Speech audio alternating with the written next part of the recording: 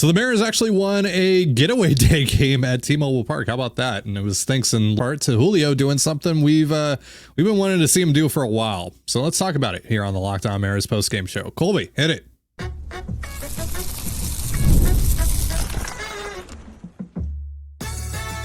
You are Locked On Mariners, your daily Seattle Mariners podcast, part of the Locked On Podcast Network, your team every day. Ahoy, sailors. It is Wednesday, August 28th, 2024. This is Ty Gonzalez and Colby Patnode for the Locked On Mariners postgame show, part of the Locked On Podcast Network, your team every day. Mariners beat the Rays 6-2 this afternoon at T-Mobile Park. That keeps them at 3.5 games back of the Astros and wraps up a 4-2 first homestand for Dan Wilson. So congratulations to him. First time the Mariners have won back-to-back series and a couple of months. So yeah, that's all great stuff. And now they head out on a very, very important road trip. And hopefully that one goes at least a little bit better than the last one that they embarked on. Before we get into today's game, shout out to our title sponsor today, Game Time. Download the Game Time app, create an account, and use the promo code LOCKEDONMLB. That's LOCKEDONMLB for $20 off your first purchase. Terms apply. Download Game Time today. What time is it? Game time. If you want to hear from me and Colby even more and help support the show, check out our Patreon. The link is in the description. You can sign up for a free 7-day trial. So the Mariners picked up one game on the Astros in the series, had the opportunity to pick up two games, just unfortunately couldn't get it done yesterday. They win today, but the Astros also win today. They blow out the Phillies. Thanks a lot for that, Taijuan Walker. But some progress being made here. The Mariners seem like they're playing some better ball overall. I'm kind of past the point of, buying in, especially on a small sample size. But what we've seen so far under Dan Wilson has been more good than bad. Colby, how are you feeling? Pretty good. They've just won back-to-back series, so I haven't done that. I think it's been 10 weeks since they've done that, since they won back-to-back series. You have to go all the way back to, I believe it's like the June 10th, where they took 3 or 4 from Chicago and then swept the Texas Rangers. So, it's been a while since they've won back-to-back series. It looks like they're playing some cleaner ball. The offense looks marginally better, although it was still obvious, road bumps on the way. That's not going to go away. That's not going to change this year. Just accept that is the reality of your situation. You're going to have games where it looks like, a varsity club is playing a 10U team in a tournament. You're just not going to have a shot on certain nights. No matter how good your starting pitching is, you're just not going to have a shot because they're not going to be perfect, essentially. And we saw that last night. So, it's nice to win back-to-back series. It's nice to pick up, a couple of games in the last, 5-6 days on Houston to kind of, give yourself a legitimate shot here and stay in the race as Houston's starting to play, they're starting to come back to the pack just a little bit as their schedule tightens up. So it's good to see overall. Pitching in this series was really good with the exception of, the bullpen last night. The home run issues reemerged for the Mariners pen. And it's been pretty common here this month. The Mariners bullpen is handed a lead, albeit a small one, and they just start giving up the bomb. And there's just not enough time for this offense in particular to recover most nights when that happens. So overall feeling reasonably good. They've won 4 of 6 here, while Houston, I believe, has, they've gone 3-7, or they've won just 3 of 7. So you picked up a game and a half, 2 games on them in the last few days. And, we've talked about this, like what is realistic to, what's a realistic goal to stay in this playoff race and make that Astro series have meaning. You're about halfway there to where you need to be for that Astro series to have any meaning whatsoever. And you've got a couple weeks to make it happen. So, understanding that you're going to lose on days where the Astros are going to win, that's going to happen at some point, probably multiple times. It does make last night a little more frustrating when they lose and you have a chance to get back within 2.5 and your offense just honestly looks disinterested, like they've never seen a change up before in their lives. So that's a bummer. But they win today, they win the series, and that's really all you can do if you're the Mariners. You just have to keep winning series, and what the Astros do, you can't really control it, but you have to win series, and that's just the only way you're going to get back into this. You have to get into a spot where you get to that Houston series, and if you're a game back or better, then you have a really good shot to control your own destiny and get into and actually be in the race. If you're 2 back or more, it's going to be a little difficult. It's going to be a little bit difficult for that series to mean anything unless you sweep Houston. And so that's really the goal, is to get within a range where when you play Houston 3 times, the outcome of those 3 games matter greatly. And ideally, you don't have to win all 3 of them for the outcome of those games to matter. So, overall feeling pretty good. Pitching was pretty good, again, aside from the 2 innings the bullpen had to cover last night. Offense, couple decent games, 1 crappy game. I think that's just the new norm, the new reality of the situation. JP Crawford is back, was immediately put in the leadoff spot, which is gross, but what's up? Yeah, I don't know why that happened. Victor Robles hitting 9 as a result of that. And Robles had a great day today. JP, not so much. Obviously, it's his first game back, but he did have a major oopsie at a point in this game where he hit into a double play, and either he forgot how many outs there were, or he just gave up on the play and was like, well, that's a surefire double play, I'm not running that out. Either option is bad, folks. Either option is not not great. Because the best case scenario is that your captain forgot how many outs there were in a tie game in like the 3rd inning, like not at the end of a 10-1 game or whatever. No, tie game in the 3rd inning, where every single game that you play from here on out is more or less a playoff game. Like, it's getting pretty close to being that time where any loss is devastating to you. And you forgot how many outs there were. Like, that's best case scenario. Lack of concentration, lack of effort for JP Crawford. Not a great sign. Again, that's best case scenario, is that he was just absent-minded or lazy or whatever, however you want to put it. Like, best case scenario. Yeah. Not great, but they still won this game 6-2, so I don't want to harp on that too much. But yeah, the Astros are hosting the Royals starting tomorrow. The Royals have historically played them very well over the last couple of years. The Royals are on a bit of a heater right now. They've caught the Guardians at the top of the AL Central. The Guardians blew a 9-game lead in the AL Central. That sounds familiar. So yeah, we'll see how that goes. So tomorrow, because you're off, you're either gaining or losing half a game, depending on what happens in that Astros Royals series. So you're either 3 back or 4 back by the end of tomorrow. So we'll see. All right. Well, today was a really good day for Julio. Very important day for Julio. We saw some really encouraging signs out of him from his big day on the field today. We're going to go over that in just a moment. But first, a reminder, this episode of the Locked On Mariners podcast is brought to you by Liquid IV. And once again, Game Time. I think most of us can agree that there is nothing better than enjoying an ice cold beverage on a hot summer day at the ballpark. So when you're taking in America's pastime, don't forget to hydrate with Liquid IV's Popsicle Firecracker flavor, a surefire summer hit.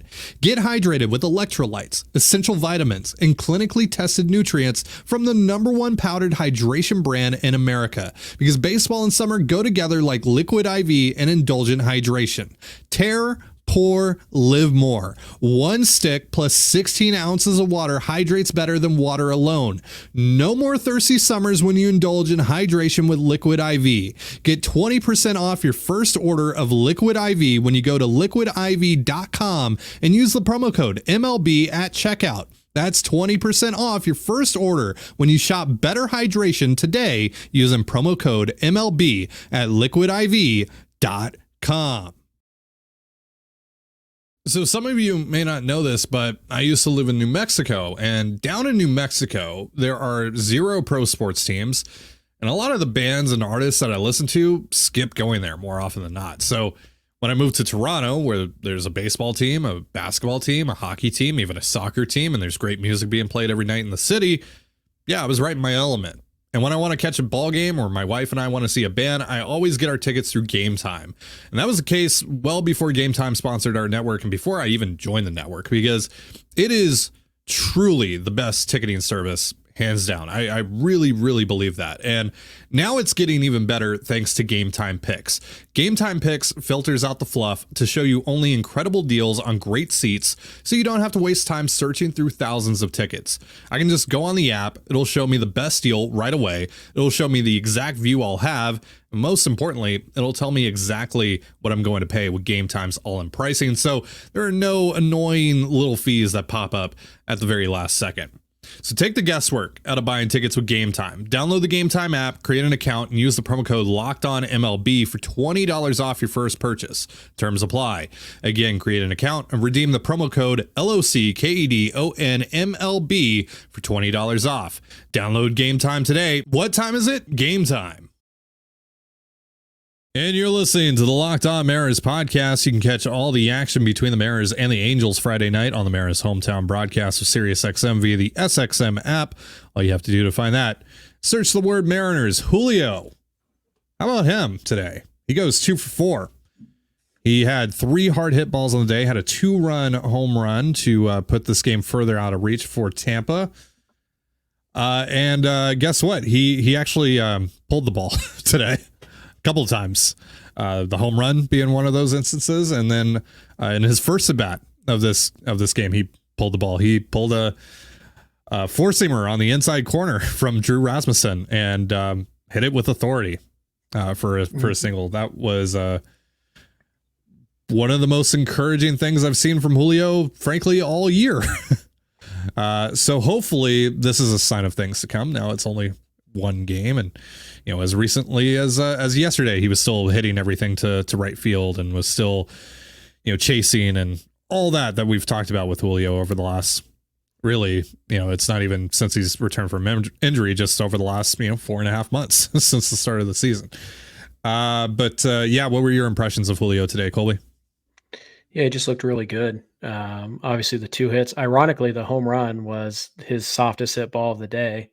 Of the 3 hard hits, I should say. Left the bat at just 95 miles an hour, but you pull it down the corners at T-Mobile Park, you don't have to crush it to hit home runs. We've talked about this. If you can put it down the line, you can get some cheap home runs, and Julio's not exactly cheap, but just 95 miles an hour off the bat. So not one of his more majestic shots, but whatever. We'll take whatever you can get. He also had a screaming line drive that Yandy Diaz made a great play on that probably would have gone for a double. So Julio had a shot to have a fantastic day at the plate. Instead, he settles for a really good day at the plate. And he also made some really nice plays defensively in this one. He had a diving catch running in on a Yandy Diaz blooper. And then he had the sinking liner that he had to try and deal with. The ball hit right at his eyes. Can't remember who hit that one. I believe that was I Carlson. don't remember either. Yeah. I think it was Carlson. So, yeah, made a couple of really nice plays in the field. He pulled the ball a couple times, including once for a home run, and he hit the ball hard 3 times, didn't strike out in this one. Even took off and tried to steal a bag. I think he probably did, but whatever. Yeah, on the close-up angle of that, it looked like Caballero's glove was just in between Julio's arms. I don't know if it actually made contact with him. Chest. Yeah, it seems like he just went right between his 2 arms. So to me, that was worth the challenge because but I texted you, they weren't overturning that. They weren't overturning that. Major League Baseball replay is unpredictable, which is the exact opposite. It's the exact wrong way to do it. Replay challenges should not be unpredictable. They should be incredibly predictable. And in that one, it looked pretty clear to me. Remember, strings don't count. It has to be part of the glove. Didn't tag him until it was here or square in the chest, at which point his arms are outstretched. Yeah. Slid head this first, this was the second time we've seen him try to steal a bag since the injury. So It seems like he's getting more comfortable, and it doesn't seem like we're seeing him grimace as much after running to first or what have you, or after taking swings. So it does seem like maybe he's finding a way to. Because let's be clear about this. There's absolutely no shot that the pain is just gone. He's still managing the pain, but it seems like he's finding a way to manage the pain a little bit better than he was at first. Yeah, again, looked really good in center field today, running balls down, getting good jumps. He's funny thing is that like running in a straight line, he's still like very fast. Like the ankle injury hasn't sat, like I think his first hit was that infield single or whatever. And it was like a 30 feet per second sprint speed, which is elite. So he can still run in a straight line. It's just the sudden twist or the sudden like turn on the ankle, rounding the bases or something like that is always going to be an issue. So, but yeah, and I think there's also probably a little bit of concern of him becoming stationary and then trying to push off of that ankle really quickly. So see him kind of keep that ankle moving at all times to try and keep it loose. So, but yeah, he looked healthier today than he has.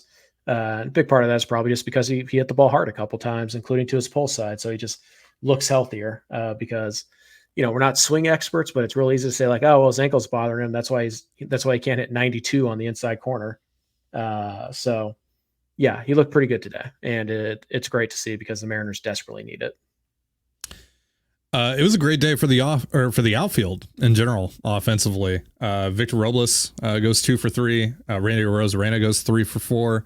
The outfield in general goes combined 7 for 11 today with a trio of home runs. Victor Robles had the first of two 2-run shots in that 5th inning before Julio had his own. And then Randy caps off, the revenge series essentially with a big day today. He set up that first run that the Mariners scored in the 2nd inning of this game. Gets on base, advances second on the throwing error, advances to third on some aggressive base running on the fly ball from Jorge Polanco, and is able to score on the sac fly from Luke Raley. That was huge. It does appear, at least for now. Again, we're only 6 games in. But it does feel like they've kept their aggressive mindset on the bases that they had in the final game in San Francisco. It feels like they have carried that over a little bit here. And, they're starting to get healthy, and they have some guys who can legitimately steal some bags. You're talking about Robles. You're talking about Arozarena, Julio. We'll see if he gets back full go.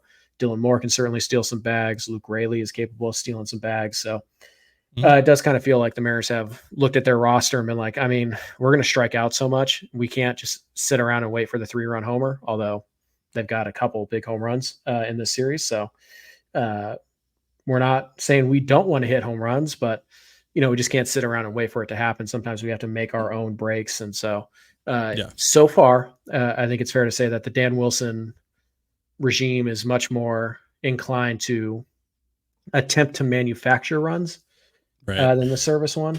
But again, also it's only 6 games. So I think it is just like assessing what you have though, right? How do I make this work in spite of how inept this offense truly is, right? Like they have given you no reason to think that they can string together hits. Now they might do it on occasion, like they did, against San Francisco the other night, where they, had 6 hits in a row. That's the outlier.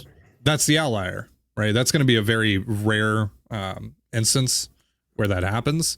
So how do I actually manufacture runs, especially with how good this pitching staff is and how, more often than not, they're going to keep this game close, right? So, the difference can truly be a matter of a run or two. How can I get that run or two, right? And it's really just a kind of by any means necessary type of thing. And look, sometimes it's going to bite you, right? The aggressiveness is going to bite you sometimes, but you're hoping that it's going to work out more often than it doesn't. So kind of a fun note here that's a little bit hard to believe. The Mariners are the most efficient base stealing team in baseball. Really? Yes, they are number 1 in base stealing success rate. It's about 82%. So, and they're about middle of the pack in terms of stolen bases. They're 12th, 13th, 14th, somewhere in that range. So they don't run a ton, but when they do, they seem to pick their spots really well. And again, to keep in mind, they're doing that without Julio, who's a very good base stealer. Basically hasn't attempted to really steal many bases since June. They've really put the clamps on him. So Robles has been fantastic at it. Randy has started to do it a little bit more. Dylan Moore had 4 steals in the last series alone. So again, they're trying to put the ball, they're trying to, put pressure on the defense to make plays, and they are pretty good at stealing bases. When they decide to do it, they're really good at making sure that they're safe. They're good at it. They don't do it a lot, but when they do, they're very good at it. So why not? If you're good at something, why not try and do it a little bit more? Well, we've seen a couple of steal attempts at third base pan out for them as well. Robles scores on the errant throw by Alex Jackson last night. Dylan Moore steals third in the bottom of the 10th against the Giants, which leads to the walk-off. Particularly in those situations as well, they've had a lot of success, and that's led to some pretty big swings in these games. So huge. And again, huge day for the outfield in general at the plate. Victor Robles had himself quite the day. I also just saw a picture of him on Twitter of him in between innings jumping the fence in right field to sign autographs. So Victor bringing the energy. Yeah, last night he went for a ball and he jumped up on it and then he just dapped somebody up. Yeah. So Victor, having a lot of fun. He went through a real rough stretch there for a while. And so you hope that, him kind of creating a run out of nowhere last night, getting a couple hits today, including the home run, like you kind of hope that maybe him actually being able to sit in, matchups that aren't necessarily advantageous to him can keep him fresher and can keep his production up, because Robles is the guy who brings a lot of energy today. And the Mariners today in general actually had really good vibes. Julio was laughing and joking around. Robles is doing his thing out there. We know Randy is a vibes type of guy. So the Mariners today went to 43-4 this year when scoring at least 5 runs. Honestly, my takeaway from that is not the same takeaway that I think a lot of people have when they see that stat. My takeaway is they've scored 5+ in 47 games this year. Yeah. There's a number going around the last couple of days, what their record is when they score 4 or more. Mm-hmm. And they've won 55 of 68 or something like that. Mm-hmm. So I was just curious. I did the math on that. Over the 162 game schedule, that win percentage is 135 wins. So this team just scored 4 runs a game. And obviously there are some games where, they won 4-3. There are some games where they lost 6-4. So it's not like if they scored just flat 4 every single night, they'd win 130 games. But I'm thinking if they scored a flat 4 every single night, they'd probably be the best team in baseball record wise right now. So again, we're not asking for much. We're really not. We're just asking for a league average offense here, folks. Oh, I can't even imagine what that must be like. Although they had it last year. Yeah. But this pitching staff is somehow, some way even better than it was last year. And if you paired that with a league average offense, whoo boy, be having a lot different conversations than we're having this year. Anywho. All right, let's talk about Luis Castillo. Let's wrap things up on this game in just a moment. But first, a reminder, this episode of the Locked On Mariners podcast is brought to you by PrizePicks. PrizePicks is the easiest and most exciting way to play daily fantasy sports. Unlike other apps on PrizePicks, it's just you against the numbers. All you do is pick more or less on 2 to 6 player stat projections and watch the winnings roll in. You can now win up to 100 times your money on PrizePicks with as little as 4 correct picks. You can turn $10 into $1,000. Think Tyreek Hill will get more than 90.5 yards in week 1, or that Caleb Williams will throw for fewer than 236.5 yards in his debut? Cook up hot takes with your friends and win real money this football season when you and your crew run your game on PrizePicks. Download the PrizePicks app today and use the promo code LOCKEDONMLB for a first deposit match up to $100. That's promo code LOCKEDONMLB on PrizePicks for a first deposit match up to $100. PrizePicks, run your game. And you're listening to the Locked On Mariners podcast. Once again, you can catch all the action between the Mariners and the Angels Friday night on the Mariners hometown broadcast of SiriusXM via the SXM app. All you have to do to find that is search the word Mariners. So it's a very good thing that the Mariners won today, because had they not, in addition to the Astros loss, there was also this interview with Ryan Divish and our friends over at Marine Lair, TJ and Lyle. That had some interesting and, let's say, not so great things in there about how the Mariners could approach this offseason. And I've seen you guys on Twitter ask us our thoughts on some of that. We might get into that tomorrow because I don't really know what else we're going to be talking about anyway. I mean, we're going to talk about this upcoming road trip, but other than that, I don't really know. So we'll probably get into some of that tomorrow. But also, we're just going to get the man himself on the show. We're going to get Ryan Divish on the show and ask him about some of that stuff. We have some, or I at least have some follow-ups that I want to ask about some of the stuff that he talked about on that interview, and just some other questions that I have for him. So we're going to do that on Friday. That's the plan as of now. He's going to be down in Anaheim, so maybe something changes with that. But for now, we have him scheduled to join us on Friday. So look forward to that. All right. So Luis Castillo pitched today.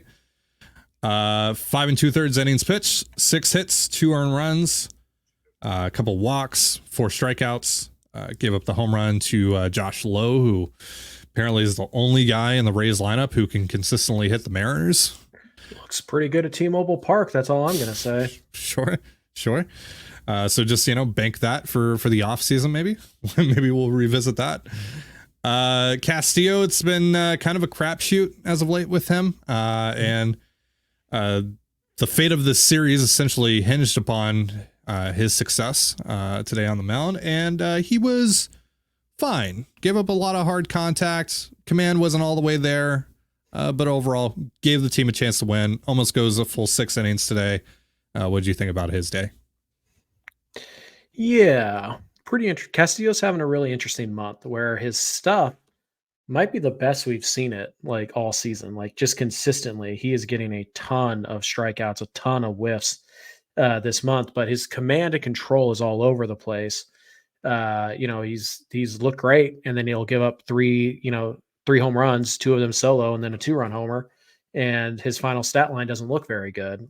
We've also seen him pitch incredibly well, for example, against the Tigers at T-Mobile Park, and he just gets BABIP to death, and he gives up 3 runs in 6 innings, and it looks like it's worse than it is. So when you look at like ERA and stuff for the month, not a great month for him. But when you watch him like pitch and you look at the stuff, like it's incredible stuff. If he had 50 command this month, he'd probably be challenging Brian Wu for pitcher of the month. He just, most of the time this month, he's at a 40 grade command, and he's walking just enough guys. He's getting into just enough 3-ball counts that it's kind of limiting how good of a month he's actually had. But he's pretty solid today. I'll say this probably the most effective fastball we're going to see from Castillo this year, 4-seamer, 15 whiffs on the 4-seamer on 39 swings. That's 38% whiff rate. Anything over 30 is pretty darn elite for a whiff rate on a 4-seamer. So, he topped out at 97, sat 96 most of the day. It wasn't as though the fastball was, 100 miles an hour. He was sitting a couple miles over what he normally was. He was just getting a ton of value out of that pitch. He threw it 65 times, and he got 39 swings. So obviously the Rays' game plan was to be very aggressive on the fastball. And when he's throwing as many fastballs as he did today, 67% of the pitches were 4-seam fastballs.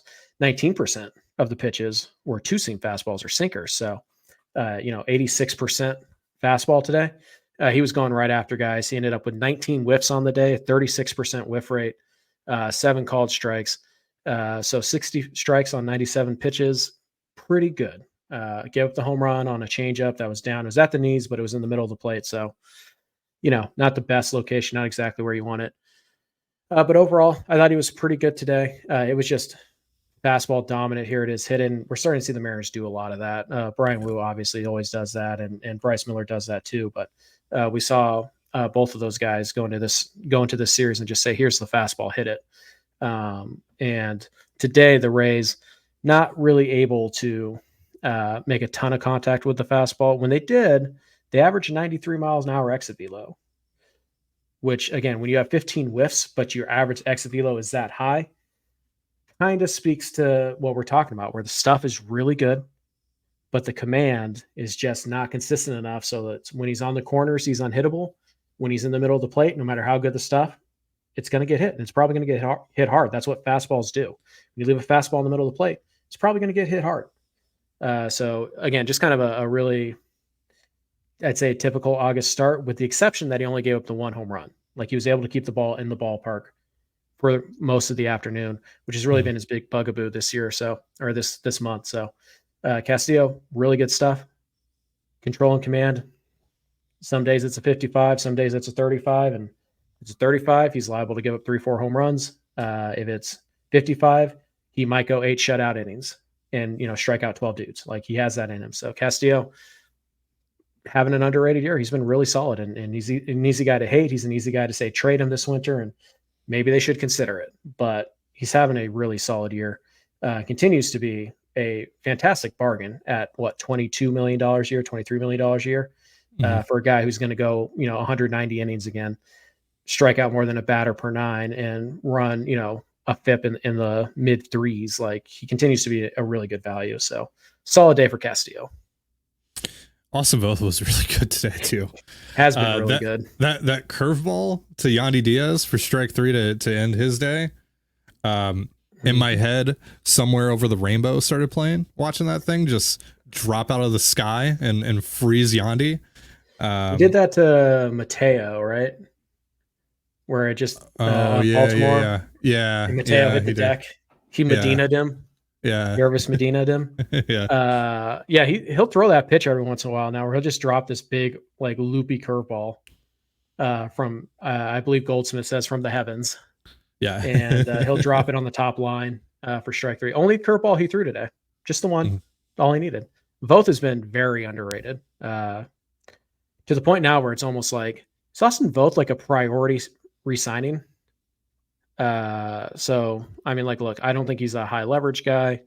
But when you look at what he's done in the middle of the Mariners bullpen this year, including the ability to give you more than 3 outs, there's a lot of bright red on his StatCast profile, including 97th percentile in average exit velo, 83rd percentile in chase, 82nd in whiff, and 99th percentile in hard hit percentage.